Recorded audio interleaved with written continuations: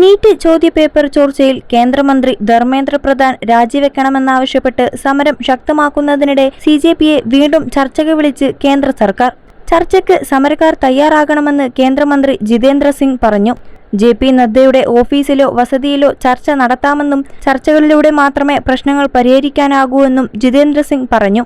സമരക്കാർ പറയുന്നിടത്ത് ചർച്ച നടത്താമെന്നും ജിതേന്ദ്ര സിംഗ് കൂട്ടിച്ചേർത്തു. അതേസമയം അമിത്ഷായും ജിതേന്ദ്ര സിംഗും തമ്മിൽ കൂടിക്കാഴ്ച നടക്കുകയാണ്. അതിനിടെ ദില്ലിയിൽ നിയന്ത്രണങ്ങൾ വീണ്ടും കടുപ്പിക്കുകയാണ്. കൊണാട്ട് പ്ലേസിലെ കെട്ടിടങ്ങൾ വൈകിട്ട് 6:30 അടയ്ക്കണമെന്ന് പോലീസ് നിർദ്ദേശം നൽകി. NDMC ചെയർമാന്റേതാണ് നിർദ്ദേശം.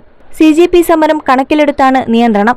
CJP സമരം ശക്തമായതോടെ ദില്ലിയിലേക്ക് 30 കമ്പനി അധിക കേന്ദ്രസേനയെ വിന്യസിച്ചു. പ്രതിഷേധത്തിനിടെ പരിക്കേറ്റ യുവതിയുടെ ആരോഗ്യനില ഗുരുതരമായി തുടരുകയാണ്.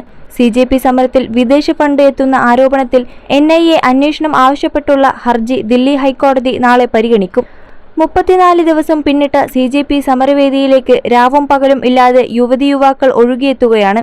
നിലവിലെ സുരക്ഷാ സംവിധാനങ്ങൾക്ക് നിയന്ത്രിക്കാൻ കഴിയാത്ത വിധം ജനക്കൂട്ടം എത്തുന്നതോടെയാണ് അധിക സേനാ വിന്യാസം. രാത്രിയിൽ പലയിടങ്ങളിലും പോലീസും സമരക്കാരും തമ്മിൽ സംഘർഷവും പതിവാകുകയാണ്. 30 കമ്പനി കേന്ദ്രസേനയെയാണ് കേന്ദ്രം അധികമായി വിന്യസിച്ചത്. അടിയന്തര സാഹചര്യം കണക്കിലെടുത്ത് വിമാനമാർഗമാണ് എത്തിച്ചത്.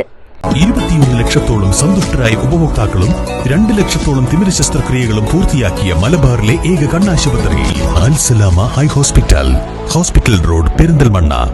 ആകെയുള്ള 30 കമ്പനികളിൽ 18 കമ്പനി CRPFും 6 കമ്പനി RAFും 3 കമ്പനി BSFും 2 കമ്പനി SSBയും 1 കമ്പനി ITBP ജവാന്മാരുള്ളതുമാണ്.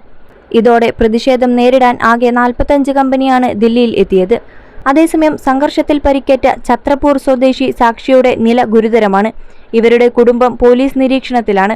പെൺകുട്ടിയുടെ ആരോഗ്യനില സംബന്ധിച്ച് തെറ്റായ വിവരങ്ങൾ പ്രചരിപ്പിച്ചാൽ നടപടിയെടുക്കുമെന്ന് പോലീസ് അറിയിച്ചു. ഇതിനിടെ സംഘർഷവുമായി ബന്ധപ്പെട്ട അന്വേഷണത്തിന് 20 അംഗം സംഘത്തെ പോലീസ് നിയോഗിച്ചു. CCTV ദൃശ്യങ്ങൾ അടക്കം പരിശോധിച്ച് അന്വേഷണം പുരോഗമിക്കുകയാണ്. ഇതിനിടെ സമരക്കാർ പാർലമെന്റ് മാർച്ചിനിടെ പെട്രോൾ പമ്പിന് നേരെ ആക്രമണം നടത്തുന്ന ദൃശ്യങ്ങൾ പുറത്തുവന്നു.